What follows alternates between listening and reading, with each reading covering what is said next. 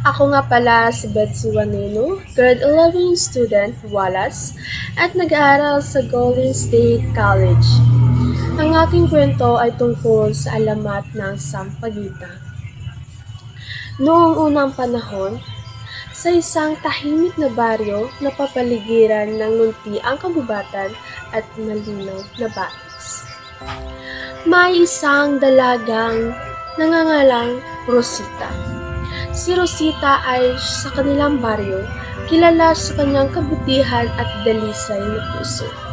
Si Rosita ay masunurin, magalang, at laging inuuna ang kapakanan ng iba kaysa kanyang sarili.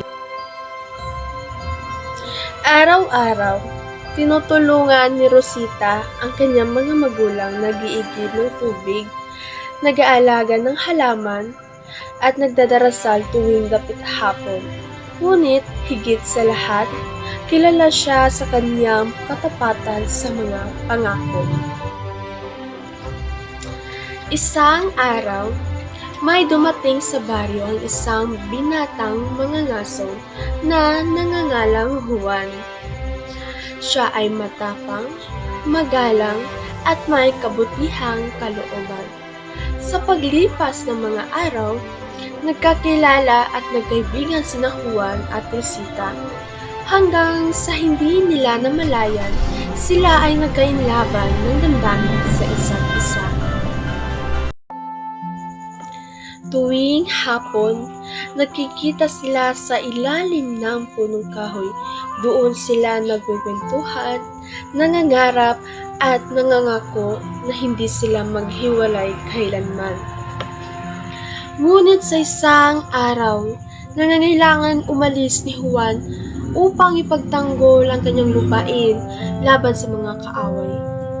Bago siya umalis, bigla niyang hinawakan ng mahigpit ang kamay ni Rosita at sinabi niya ito, "Babalik ako, pangako ko yan," sabi ni Juan. Ang tugon naman ni Rosita, "Maghihintay ako." Lumipas ang mga araw, naging mga linggo, at ang mga linggo ay naging buwan. Araw-araw, umaakyat si Rosita sa burol kung saan tanaw ang dinadaan ng daan ni Juan. Araw-araw, umaasa muli pa niyang makikita si Juan na paparating. Ngunit, masakit isipin na hindi na pala siya babalik dahil galing dun sa labanan sa kanilang lupain. Sa kabila ng lungkot at pangungulila, hindi nawala ng pag-asa si Rosita. Patuloy siyang nagdarasal at inuulit ang kanyang mga pangako na isumpa kita, at sumpa kita. Sa isang gabi, habang umiiyak si Rosita sa ilalim ng buwan, siya ay nanghina at tuluyang pumanaw. Hawak sa puso ang kanyang katapatan at pag-ibig. Kinabukasan, sa lugar kung saan siya laging naghihintay, may tumutubong munting halaman na mapuputi at mababangong bulaklak.